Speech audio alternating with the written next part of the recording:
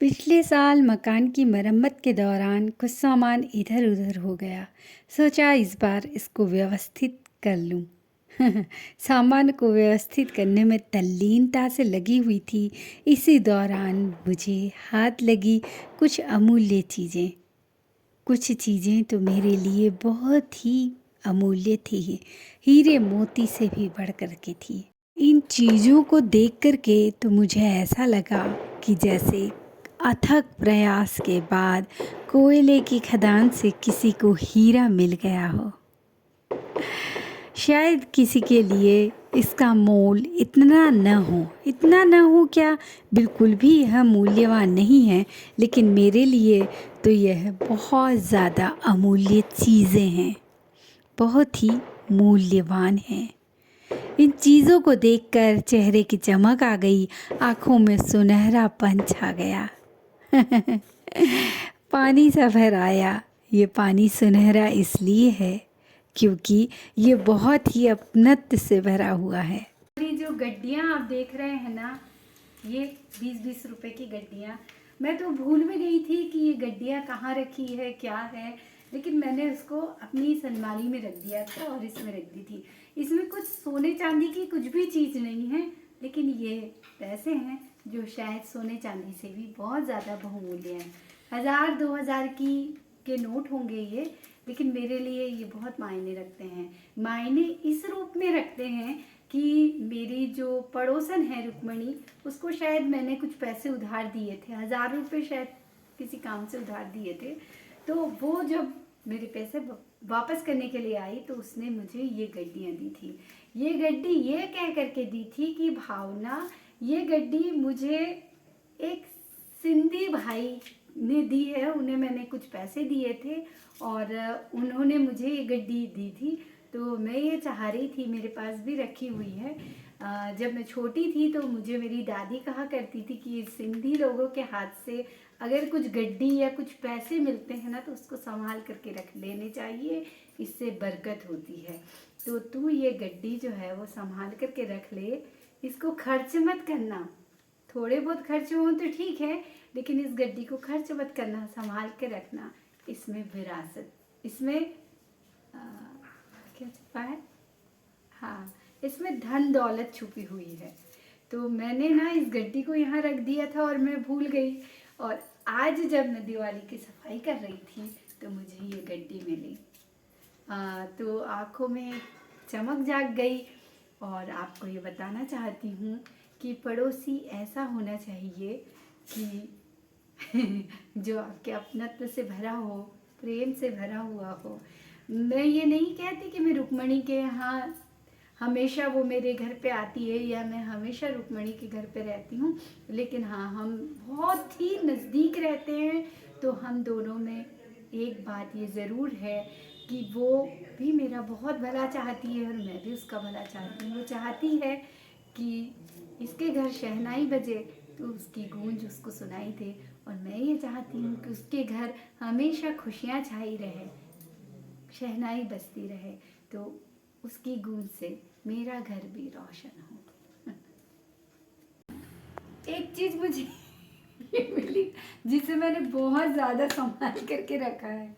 इसको मैंने इसलिए संभाल करके रखा है कि ये हमारे सजिद के लिए मनु के पापा लेकर के आए थे 2-3 साल पहले, जब वो बहुत छोटा था, बोलता भी नहीं था उस समय। और फिर क्या हुआ कि मेरे घर बनने लगा तो मैं इधर उधर ये सामान रखा गया, कुछ सामान टिका भी गया, लेकिन इसको मैंने संभाल करके इस तिजोरी में रख लिया था, क्योंकि ये बहुत प्यार से मनु के पापा लेकर के आए थे कि इसको देखेगा सजित तो बहुत खुश हो जाएगा, खेलता रहेगा।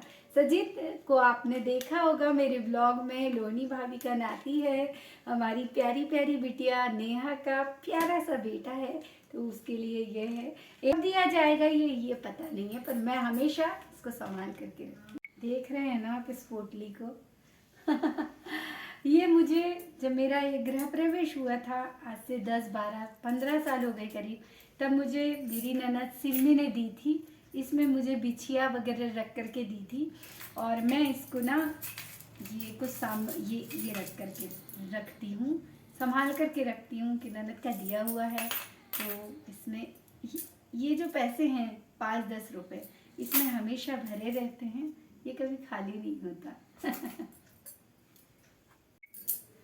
पर्स की जब बात हो रही है तो ये पर्स भी मैंने बहुत संभाल करके रखा है।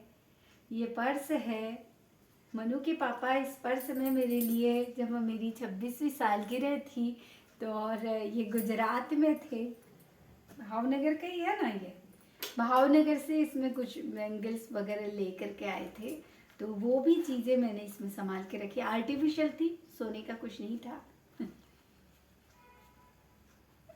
लेकिन पर्स मैंने अभी भी संभाल के रखा है।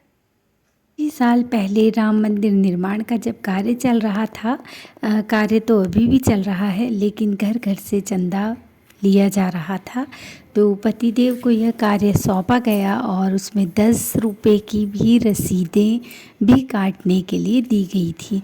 तो शायद सब लोगों ने 10 रुपये से ज़्यादा ही चंदा दिया होगा, तो 10 रुपये की बहुत सारी रसीदें जो है वो पतिदेव के पास रह गई। तो कार्य जो था वो पूरी ईमानदारी से किया गया था।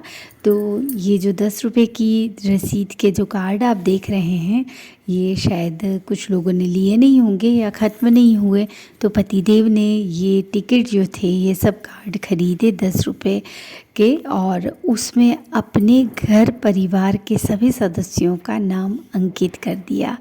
तो ये देख रहे हैं मेरे घर के सारे छोटे छोटे बच्चे जो हैं और अपने परिवार के सभी सदस्यों का नाम इसमें लिख दिया गया है, क्योंकि रसीद जो है वो खाली छोड़नी नहीं थी, और किसके नाम पर ये रसीद कटी है वो भी लिख करके, उसका लेखा जोखा पूरा लिख करके जाना था। तो पतिदेव ने अपने ही घर के सदस्यों के नाम के ये रसीदें काट दी थी।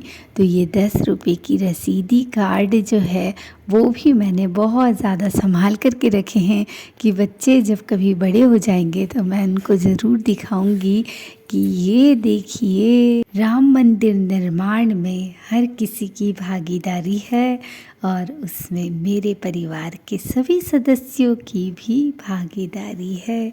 श्री रामचंद्र जी की जय।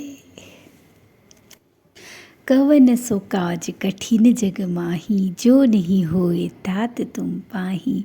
बस अब श्री रामचंद्र जी से यही हाथ जोड़कर विनती है कि जल्दी से जल्दी राम मंदिर निर्माण का कार्य पूरा हो और हम सब लोग इस भव्य मंदिर के दर्शन कर सकें। यह जो छोटा सा पर्स आप देख रहे हैं ये मेरे दिल के बहुत ज़्यादा करीब है और उसको मैं बहुत ज़्यादा संभाल करके भी रखती हूँ। ये चूड़ियाँ जो आप देख रहे हैं ना, ये इसी पर्स में रख करके मुझे मेरी ईजा ने और पापा ने दी थी। पापा ने मेरे लिए कई साल पहले सोने की ये बहुत खूबसूरत चूड़ियाँ बनवाई थी और इसी पर्स में रख करके दी थी। और इस पर्स में मेरी ईजा की लिखी हुई राइटिंग भी है, श्रीमती भावना पंत, 222 गंगा नगर। और यही वाली चूड़ियाँ हैं जो मेरे हाथों में हमेशा खनकती रहती है।